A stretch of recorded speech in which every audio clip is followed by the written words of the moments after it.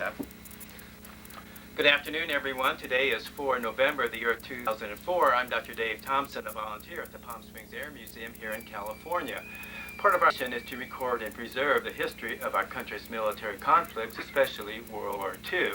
As part of the Veterans History Project of the Library of Congress in Washington, D.C., we conduct interviews of veterans and civilians who participated in those conflicts. Today I'm here at the museum and have the honor and the privilege of interviewing PFC Al Kurtz. Private Kurtz was a radio operator with the 1252nd Combat Engineers in Europe during World War II. So we're going to talk to him about that and some other things. Nice to have you here, Al. Oh, hey, thank you. Al, would you spell your full name for us, please? Your first and last name? A-L-B-E-R-T, K-U-R-T-C. Okay. And when and where were you born? In North Dakota, on June 29th in 1923. Whereabouts in North Dakota? Oh, sort of a southern southeast town. Okay. And I have a friend from Turtle Lake, North Dakota. Oh, yes. I don't know where that is. It's Oh, pretty yes. cold there, doesn't it? Oh, yes. And I'm real familiar with Turtle Lake. They had a Naval Guard base there. Oh, they did. Oh, yes. And what was your father's name? William, And what did he do? farming. Oh, so you grew up on a farm? Oh, yes, during Depression days. Oh, yeah. What was that like? Well, I was the youngest of 3 or 4 brothers. I had 3 brothers, I should say. The youngest of 4, and I didn't have much to do. There wasn't enough work of any kind for me to do. So in the summertime, all I ever got to do was odd jobs, water, garden, or some great thing. Yeah. And your ancestors, where did they all come from? Germany and South Russia. Oh, what was your mother's name? Gutschmidt. How do you spell that? Oh, okay. G-U-T-C-H-M-I-D-T. That's German, I suppose. Oh, yes. Yeah. And did you, do you remember where you went to grade school, to grammar school? Oh, yes. Little one-room schoolhouses. Out in the country? Yes, oh, yes. Oh, why? Do you remember how many kids were in your grade, in your class? Oh, there were 3 only in Just 3. my grades, yes. And about, at the most, 10 in the school. And your high school was at? That was also at Cullum, North Dakota. And I never finished there, though. Did you play sports in school, in high school? A little bit. I was too darn small to get involved with sports. Do you have other kids out in the country that you played with, or that you had? Very few. Being the youngest of 4 brothers, I was left at home. Did you? Nobody wanted this kid here around. Did you do any fishing or hunting when you were growing up? Oh yes, hunting especially. We had 22s, and we were expert to those 22s. Also had a certain program where gophers and rabbits were just so thick in that country that time. It was unreal. So they paid a bounty, 2, 3, 5 cents for gopher tails. So that's how I made all my money, shooting gophers as a youngster. Pheasant hunting? Was there pheasant hunting Oh, around there? Terrific, yes. Did you do a lot of that? Or? Yeah, well, yes, there again with the 22, shoot their heads off. Really? Well, you got to be a good shot. Yeah. Oh, yes. So did you finish high school, did you say? No, I didn't. Oh, okay.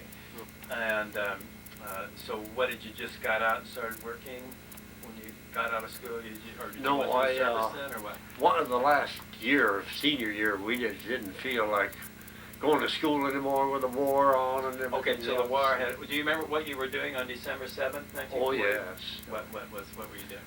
Well, the parents were real staunch churchgoers, and thought rather I talked my way out of going to school or go to church that morning.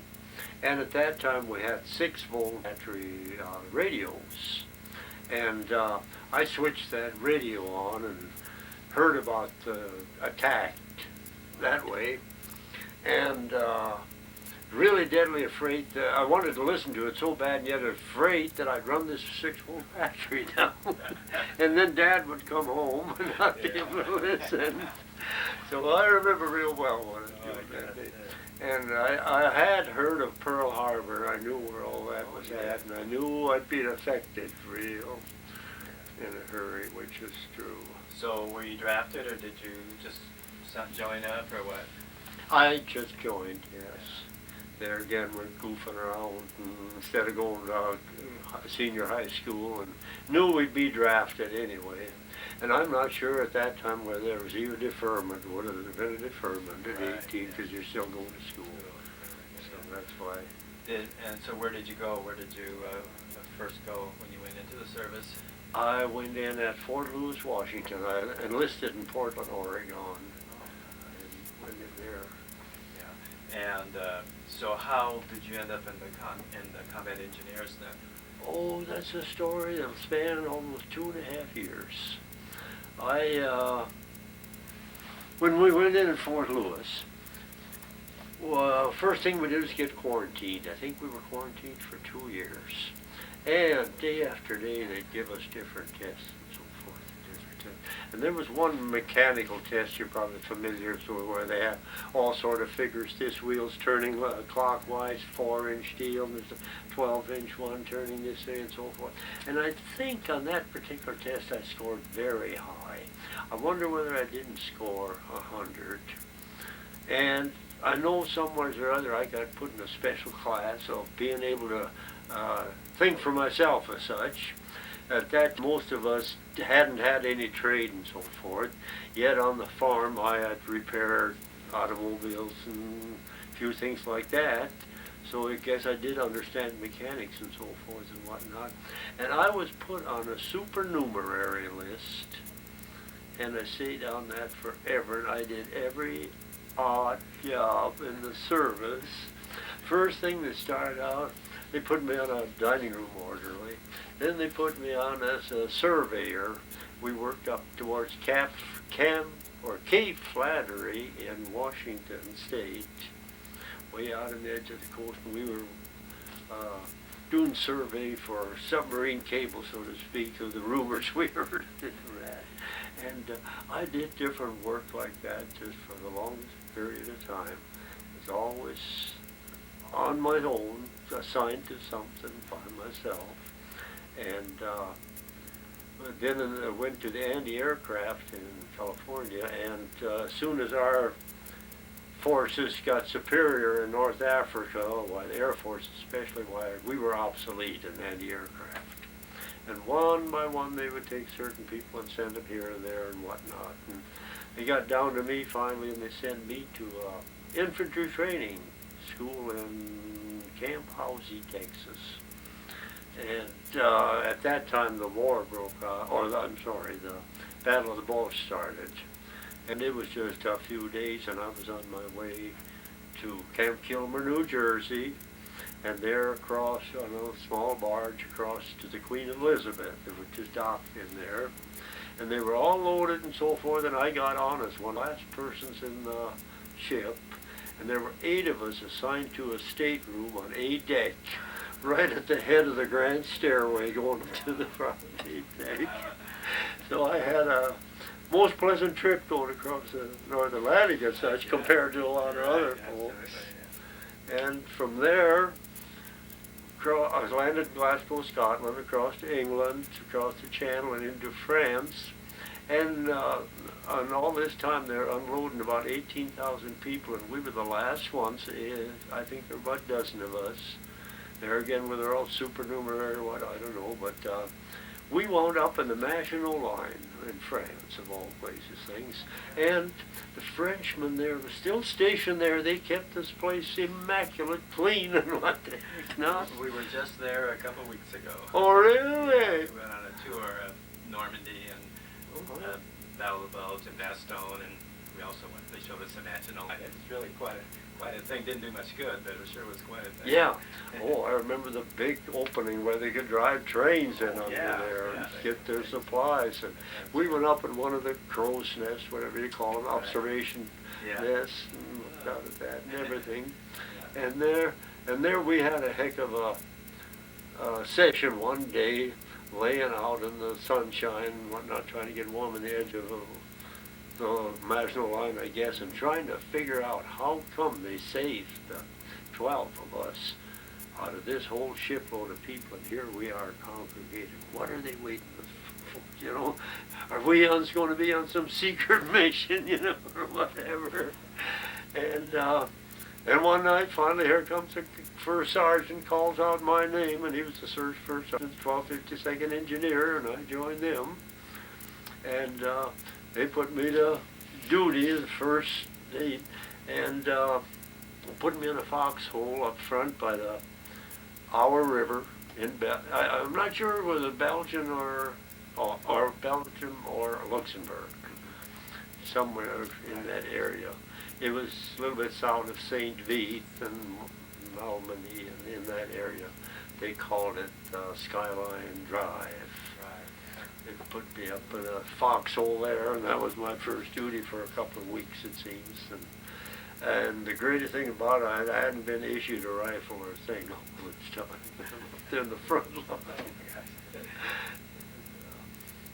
And then after that, as combat engineers, we almost relieved infantry and so forth, and did a whole bunch of infantry duty as such.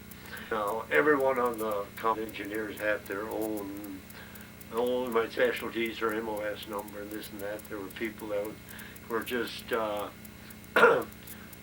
trained in explosives, and others in mine detection and mine removal. And everyone had a job except me. I did all the odd jobs.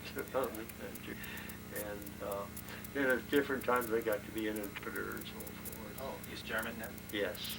But there again, German you speak in North Dakota in the military terms. I knew nothing about any of them and so forth. But I do remember they sent me out at different times to find a shower head. Well, now, what the heck does a kid from North Dakota know about a shower head?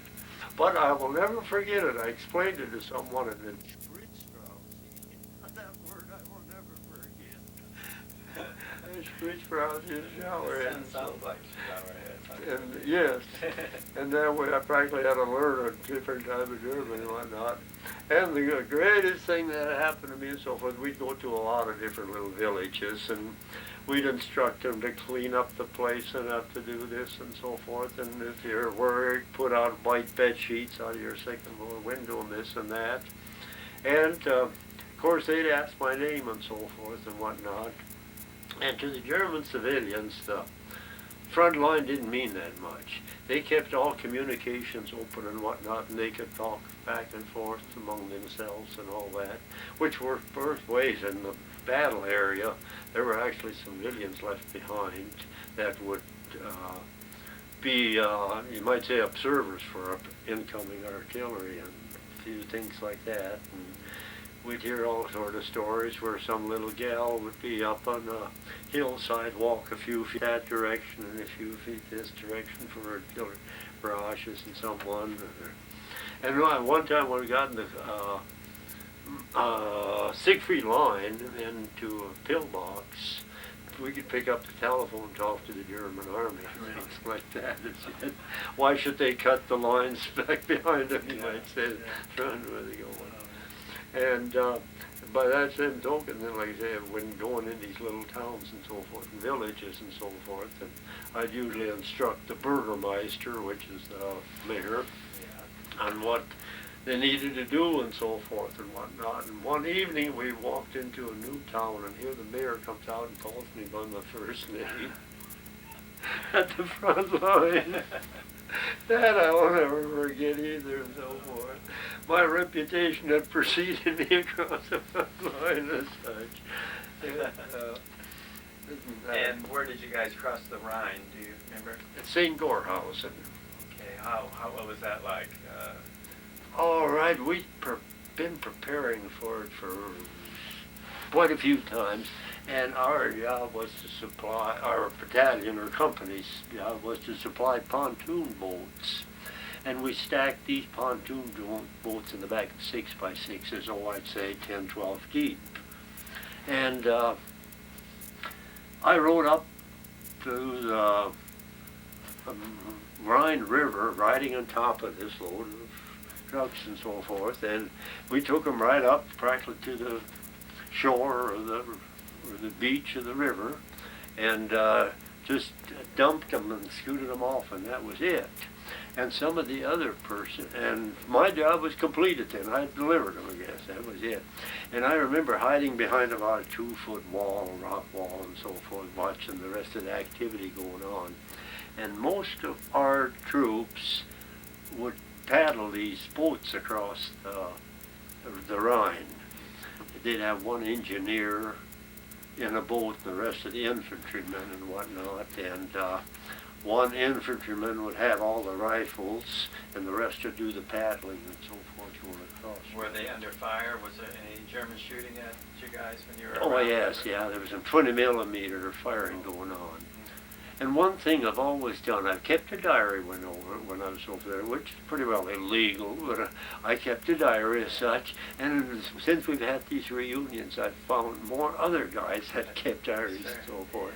So what I've done is taken the word from 2 or 3 other people on what their activities were, and you could be a block apart from the other side of the hill and everything else and have completely different conflicting stories as such. Yeah. And I've done that. I've written up the stories of such the people that were really doing the paddling and so forth, and I've also taken the additional version of the crossing, what's in the history books as such, which is usually one little paragraph. We were under fire and had 2 or 3 casualties and da-da-da, that's it. And yet I've got the complete story of Jim Murray that did the actual paddling. I think he took 2 or 3 trips across, back and forth across the Rhine.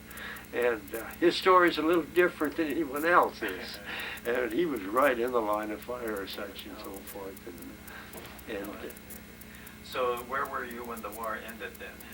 in the little town Paderborn,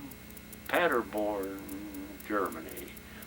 And we were, it was sort of the north central part. And then right afterwards, we got as far east as Eger, Czechoslovakia.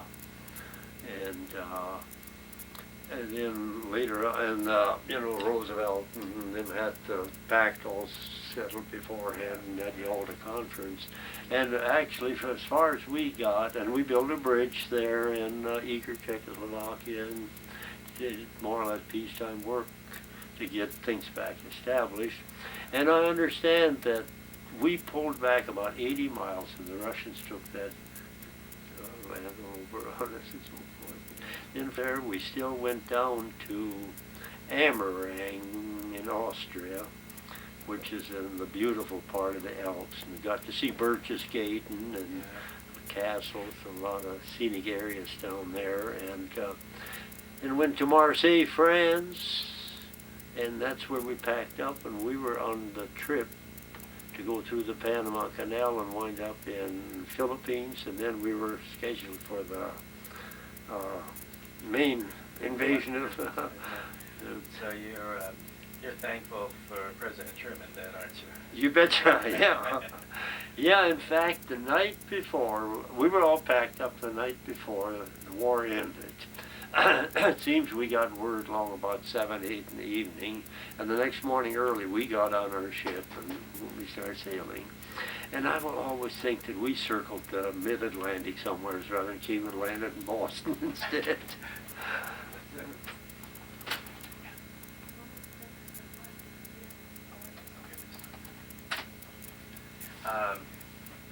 So when you came home, did you get out of the service then, back in the States? I mean, after the war was over? Not really. I didn't have enough points as such to get discharged again. So there again, they put me on some specialized duty. I was on a discharge cadre in Camp McCoy, Wisconsin. Well, so when you did get out, what did you do? Did you go back to school or get a job or what? I joined the 5220. Yeah, that's right, the 5220 Club. Did you ever hear of that? I'm not sure.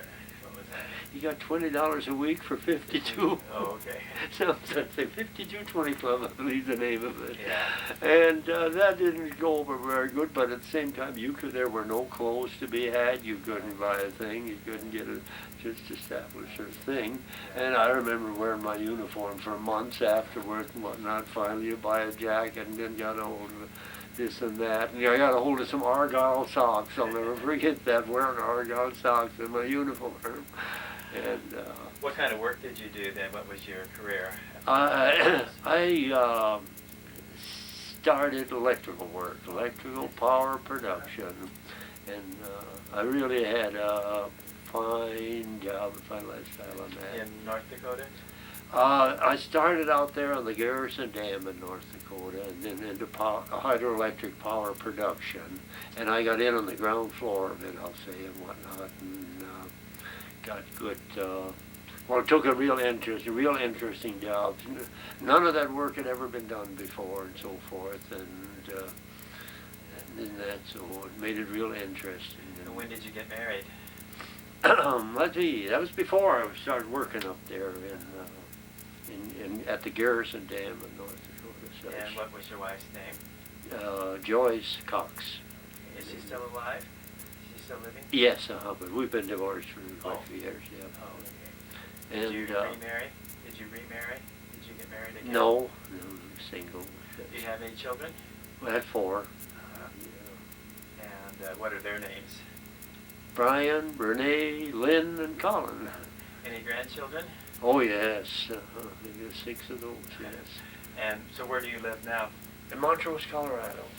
Oh, okay. Greatest little town ever. Do any hunting there? Of course, no, I'm retired. I've quit on, but yes, elk hunting, pheasant hunting, duck hunting, everything was great, Chuck, yes. Okay, well, I think your bus is about ready, so Sure. we'll have to wrap it up. Sure, glad that you came. Nice talking to you. Let me give you this